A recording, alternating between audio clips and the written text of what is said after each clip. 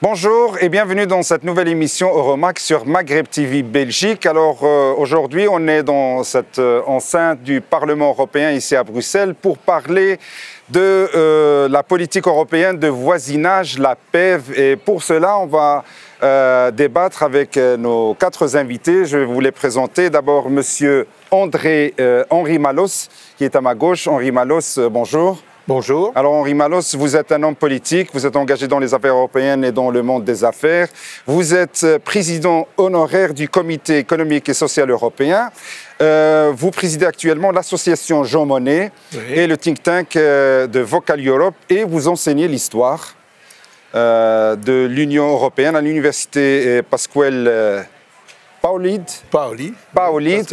voilà, en Corse et Sciences Po Paris. Oui. Alors, vous avez cette expérience européenne, mais vous avez aussi cette qualité académique. Vous êtes enseignant de la politique européenne. Donc, j'espère qu'on va beaucoup apprendre de vous sur cette thématique qui intéresse pas que l'Union européenne, mais aussi tous les autres pays. On va parler notamment de l'Europe orientale, mais aussi du pourtour méditerranéen, les pays du sud de la Méditerranée. Et pour cela aussi, donc, j'ai invité également à débattre avec nous Monsieur Björn Hultin. Vous êtes suédois, mais vous êtes aussi surtout expert en politique Union européenne-Afrique. Bonjour Monsieur Hultin. Bonjour. Bonjour. Merci. Bienvenue. Et j'ai également avec nous le plaisir de recevoir Monsieur André Barks. Vous êtes journaliste hongrois.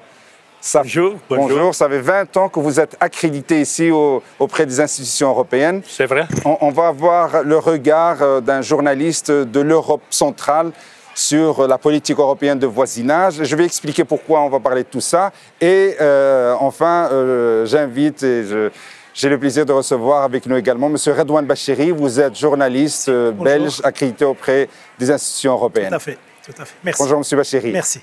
Alors, pourquoi on va parler de la politique européenne de voisinage? Et on va en débattre, surtout dans le contexte de la guerre contre l'Ukraine, de l'invasion russe de l'Ukraine, sur les conséquences de cette guerre, sur la stabilité, non seulement des pays de l'Union européenne, mais également des partenaires de l'Union européenne, notamment des pays du sud de la Méditerranée et, bien sûr, les pays de l'Europe orientale. Alors, Monsieur Malos, si vous permettez, avant d'entamer ce débat, peut-être en chapeau un petit mot pour expliquer à nos auditeurs de quoi s'agit-il quand on parle de la politique européenne de voisinage. Bonjour. Et en quoi il est intéressant pour les pays partenaires. Oui. Moi, je pense que dès le début, ça a été une erreur. Je pèse mes mots pour l'Union européenne que de définir une politique de voisinage globale. D'abord, le terme, moi j'aime pas le terme de voisin. Je pense qu'on est tous, on appartient tous à la même famille et les Européens sont des Européens. Nos amis méditerranéens, moi je suis aussi méditerranéen, j'habite en Corse, comme vous l'avez rappelé. Et donc cette idée qu'il y a nous et les voisins, souvent on dit, il y a un proverbe en Corse qui dit « ne t'occupe pas des affaires du voisin ». Donc c'est un peu, je trouve, discriminant, péjoratif. Et d'ailleurs, je me souviens d'en avoir parlé, je peux le dire avec la haute représentante pour les affaires extérieures de l'époque, quand cette politique a été mise en place, Federica Mogherini, qui est maintenant la présidente du Collège d'Europe, de Bruges, et elle partageait mon sentiment que ça avait été une erreur politique. Le terme d'abord, et ensuite, et je crois que ça c'est une chose qui intéressera encore plus vos téléspectateurs, le fait de mélanger tout, c'est-à-dire de mélanger les pays d'Europe de l'Est, d'Europe centrale et orientale, l'Ukraine, d'une certaine manière la Russie, puisqu'à l'époque on avait même pensé que la Russie pourrait un jour, d'une manière ou d'une autre, y être associée, et puis la Méditerranée, les pays de la rive sud de la Méditerranée, avec lesquels l'Europe, et en particulier mon pays, la France, mais aussi nos pays, des pays du Sud, entretiennent une proximité. Pour un Corse, je veux dire, la famille, l'environnement, c'est la Méditerranée. La Tunisie, la Libye, l'Algérie, le Maroc sont beaucoup plus proches, je m'excuse, hein, mais que la Suède ou la Hongrie, qui paraissent... Même la Suède. Même la Suède, qui paraissent très lointains sur le mode de vie. Donc je pense qu'au début, cette idée de tout vouloir, c'est un petit peu une mode anglo-saxonne, trouver des concepts globaux, alors que je pense qu'il aurait mieux valu garder une politique méditerranéenne et garder une politique si vous vers l'Europe de l'Est. Monsieur Malos, dans la même perspective de votre intervention, peut-être rappeler, comme ça pour nos auditeurs, pour les mettre dans le bain déjà, donc cette politique européenne de voisinage concerne, comme vous l'avez très bien précisé, plusieurs pays de différentes régions. Peut-être si je peux les citer, comme ça c'est un peu plus clair. Donc cette politique s'applique à l'Algérie, à l'Arménie, à l'Azerbaïdjan, à la Biélorussie, à l'Égypte, à la Géorgie, à Israël, à la Jordanie, au Liban, à la Libye, à la Moldavie, au Maroc, à la Palestine, à la Syrie, à la Tunisie et à l'Ukraine. Donc, comme vous avez très bien dit, ça concerne plusieurs pays de plusieurs régions différentes. Mais vous semblez critiquer cette politique alors que le but peut-être était noble. Le but des concepteurs, des initiateurs de cette politique, c'était de renforcer la prospérité, la stabilité, la sécurité de tous, en se basant sur des valeurs communes qui sont la démocratie, la défense des droits de l'homme. N'est-ce pas le but est noble? Alors en quoi c'est une erreur pour vous? Moi, je pense que c'est une erreur parce que la politique méditerranéenne, si je prends que la politique méditerranéenne de l'Union européenne a une histoire, communauté européenne. Il y avait eu ce qu'on appelle la politique Euromed. Il y avait eu la tentative faite par le président français Nicolas Sarkozy de l'Union pour la Méditerranée, UPM, qui a été avortée, qui a été tuée, en fait, il faut le dire, par l'Allemagne, qui voyait cette Union pour la Méditerranée comme une concurrence à l'Union européenne, alors que ce n'était pas vraiment cela. L'objectif de l'Union pour la Méditerranée, c'était de réunir tous les pays des rives nord et sud de la Méditerranée dans un projet qui était un projet aussi d'intégration et de coopération et de stabilité. Et je crois que, vous savez, il y a un autre proverbe, m'excuse, mais quand on dit qui trop embrasse mal étreint, je veux dire, en voulant tout, vous avez bien vu, entre l'Azerbaïdjan et le Maroc, bon, il n'y a pas beaucoup de points communs. Entre l'Arménie et le Maroc, encore moins. Donc, où veut-on en venir? Et je trouve que l'idée d'avoir, bien sûr, des relations privilégiées avec toutes ces zones est une excellente idée. Mais mélanger les choses, à mon sens, a perdu de la substance. Je peux vous dire, moi, je vais assez souvent au Liban, j'y vais dans 15 jours, je suis invité par le gouvernement libanais, par les autorités, et les Libanais, par exemple, ressentent cette politique de voisinage comme quelque chose qui leur a fait perdre beaucoup par rapport à la relation privilégiée qu'ils entretenaient avec Bruxelles, avec l'Union européenne. Et je sais que dans les pays du Maghreb, on partage aussi ce sentiment. Donc ma critique, c'est pas une critique sur les intentions, c'est une critique sur la réalité. Et la réalité, c'est que malgré de bonnes intentions, je pense que cette politique globale, elle ne nous a pas permis finalement d'avancer beaucoup en Europe centrale et orientale et en Europe de l'Est, puisqu'on voit que malheureusement, elle n'a pas réussi à éviter la guerre, l'horrible guerre que nous avons aujourd'hui en Ukraine. Et dans les pays de la rive sud, elle a créé un certain sentiment d'abandon. On s'occupe que de l'Est, on ne s'occupe plus de nous. C'est peut-être pour cela que l'Union européenne a prévu des outils de coopération régionale. Donc c'est pour ça qu'il y a ces outils-là qui se distinguent ou bien on les voit en deux partenariats. C'est le partenariat oriental d'un côté, puis l'Union pour la Méditerranée de l'autre, justement pour ne pas avoir des politiques communes à tous les pays, donc les distinguer par région. Est-ce que cela ne répond pas à vos critiques? Non, parce qu'il y a les mêmes instruments. Et par exemple, l'Union pour la Méditerranée, je rappellerai qu'à l'origine, ça devait être une union politique avec des réunions régulières des chefs d'État et de gouvernement. Ça ne devait à l'origine concerner que les pays méditerranéens, du nord ou du sud. L'Allemagne et Bruxelles ont imposé que cette union pour la Méditerranée comporte l'ensemble des pays de l'Union européenne. Et finalement, regardez aujourd'hui qu'est devenue l'Union pour la Méditerranée, une coquille vide. Un petit secrétariat à Barcelone, avec quelques diplomates et une centaine de fonctionnaires, qui s'est devenu une sous-agence de l'Union européenne. Alors qu'à l'origine, c'était un projet politique beaucoup plus ambitieux. Et moi, je plaide pour qu'on revienne et pour qu'on relance l'Union pour la Méditerranée, qu'on relance une vraie politique ambitieuse vers la Méditerranée, et que, par ailleurs, bien sûr, le partenariat oriental, les relations avec les pays de l'Est du continent soient renforcées, mais pas de manière, je dirais, globale, dans un mélange des genres qui n'est pas bon. Alors, deux petites questions avant de passer la parole à nos autres invités, si vous le permettez, M. Malos. Donc, le but, c'était aussi, pour cette politique européenne de voisinage, c'est de renforcer peut-être la démocratie dans les pays partenaires et également permettre le renforcement d'une intégration économique beaucoup plus poussée et stable pour ces pays. Est-ce que vous pensez que ces buts ont été atteints par cette politique ? Eh bien, la démocratie d'un côté et l'intégration économique de l'autre. Il faut regarder le résultat. Hein. Le résultat est compliqué. Je pense d'abord que sur ces questions de démocratie, d'état de droit, il faut être prudent.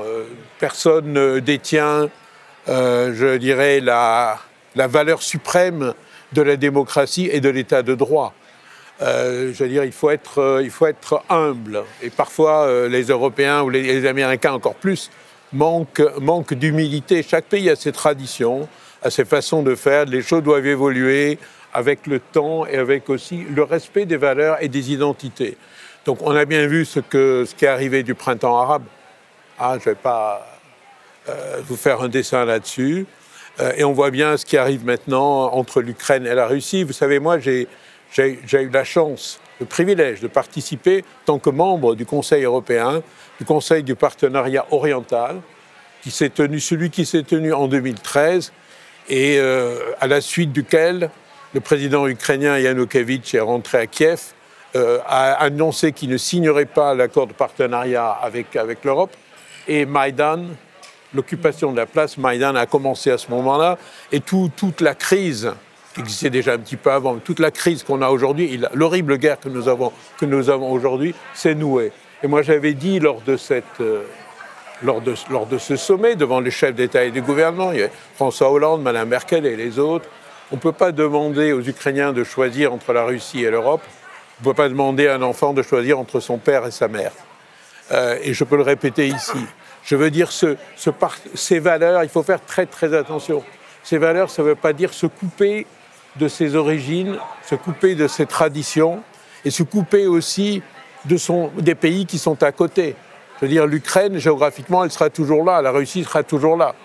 Et susciter une opposition entre les deux, même si moi, mon cœur saigne pour les Ukrainiens, j'étais sur la place Maïdan, je suis un des premiers Français, vous l'avez peut-être vu sur ma bio, un des premiers Français à être mis sur la liste noire de la Russie. Je suis interdit de séjour en Russie suite à ma présence sur la place Maïdan. J'étais parmi les 4 premiers Français, avec Bernard-Henri Lévy et Daniel Cohn-Bendit, à être interdit en Russie.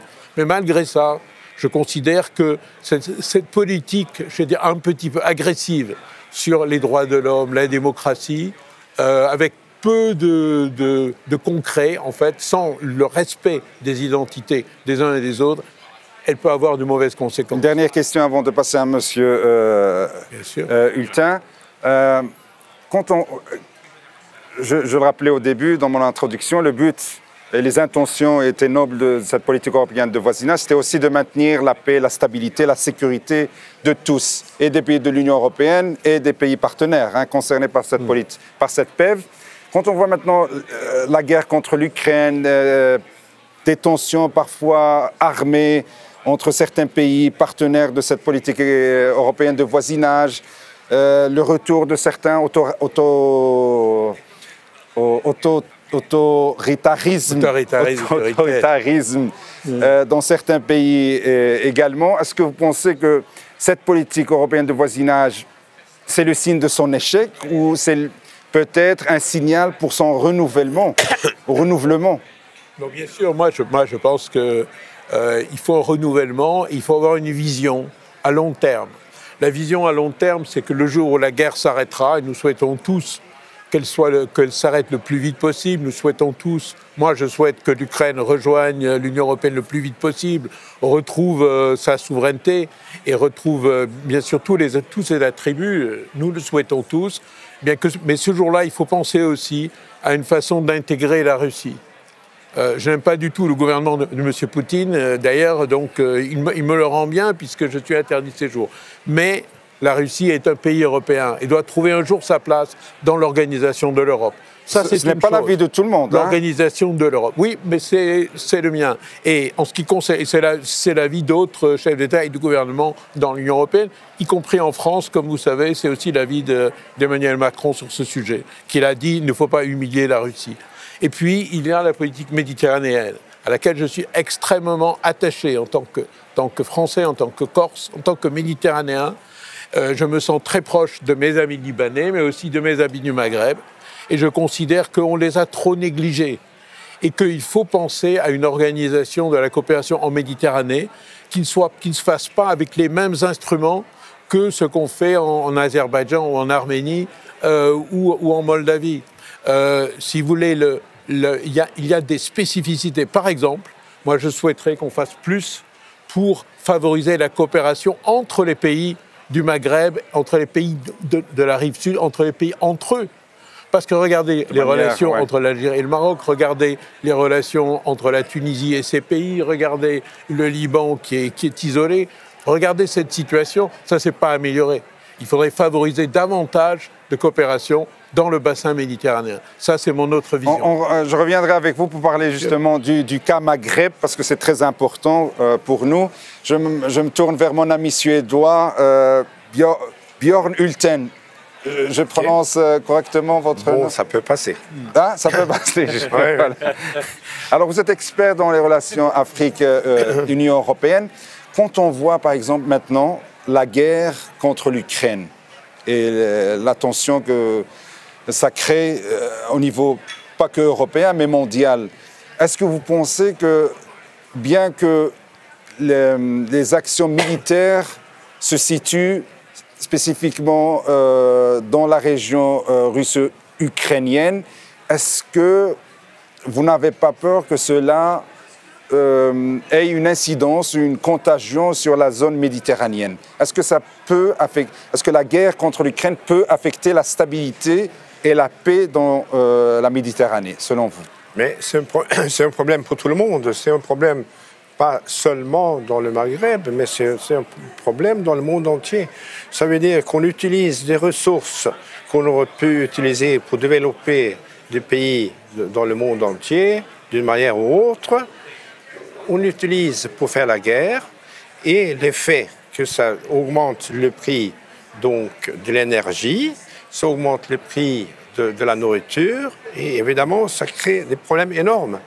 Et puis, en même temps, ça crée des conflits inutiles dans le sens que il y a beaucoup de pays en dehors de l'Europe qui ont du mal à suivre ce qui se passe, et ont du mal à suivre la politique européenne, a mal à comprendre que la Russie, en effet, a agressé l'Ukraine, et c'est normal que nous, comme voisins, qu'on est là pour les défendre. C'est vrai, il y a beaucoup de pays africains qui justement, ne voient pas la Russie comme un agresseur, ou bien, pour le dire autrement, ne se sentent pas intéressés par ce conflit entre Russes et Ukrainiens. Comment vous expliquez ça? Ça, c'est vrai. Parce que c'est loin ou parce que... Oui, mais c'est aussi un truc historique. Il y a beaucoup de pays africains qui se sentaient avoir eu le support de l'Union soviétique dans le temps. Donc nous, ici en Europe, on voyait toutes les mauvaises choses liées à l'Union soviétique. Moi-même, j'ai été 5 fois à l'Union soviétique, et je suis certain que ce n'était pas un pays où j'aimerais rester trop longtemps. Et alors, ils étaient en train de créer des problèmes un peu partout, mais comme certains pays africains disent, bon, ils sont contre l'apartheid et tout ça, alors ce sont nos amis et on s'en fout un peu comment ils traitent leur population. Et je crois qu'ils n'ont pas vraiment compris la situation. Donc l'influence soviétique existe toujours. Oui, ça, mais ils ont d'autres problèmes. Parce que j'entends parfois souvent dire, là, voilà, mais les Russes ont toujours été nos amis. Bon, on aimerait aussi que les Russes soient nos amis. Hein, on aime être amis avec tout le monde, mais il faut aussi voir la vérité en face. M.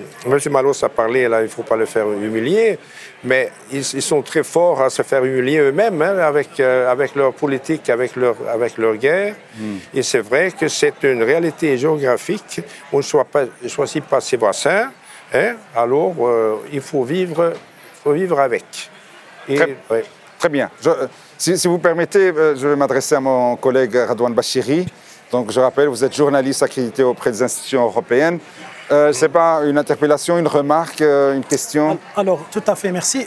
Moi, c'est dans le cadre de la politique européenne de voisinage. Il y a un partenariat oriental qui a été signé, décidé en 2008 et mis en circulation en 2009. C'est un partenariat qui a été fait pour renforcer donc, les relations entre l'Union européenne et ses voisins orientaux. Moi, j'ai une question à M. Endre Barks. En fait, suite à ce contrat ou ce partenariat qui a été signé en 2009, qu'est-ce que vous avez à nous dire aujourd'hui, après tout ce qui se passe un peu dans le monde, dans le Caucase du Sud? Alors, je rappelle Endre Barks, c'est un journaliste, collègue journaliste hongrois depuis 20 ans, accrédité auprès des institutions européennes. Oui, c'est ça. Sur la politique extérieure de l'Union européenne dans le Caucase du Sud est principalement mise en œuvre dans le cadre régional de partenariat oriental qui comprend les 6 anciens pays soviétiques qui sont le Bélarus, l'Ukraine et la Moldavie en Europe de l'Est et la Géorgie, l'Arménie et l'Azerbaïdjan dans le Caucase du Sud. Le partenariat oriental qui fait partie de la politique de voisinage de l'Union européenne vise à apporter la stabilité, la prospérité et la bonne gouvernance aux pays situés à la périphérie de l'Europe. Sur l'Azerbaïdjan, l'Azerbaïdjan semble ouvert à certaines réformes inspirées par Bruxelles. Ensuite, l'Union européenne considère l'Azerbaïdjan comme une alternative à la Russie en termes d'approvisionnement en gaz.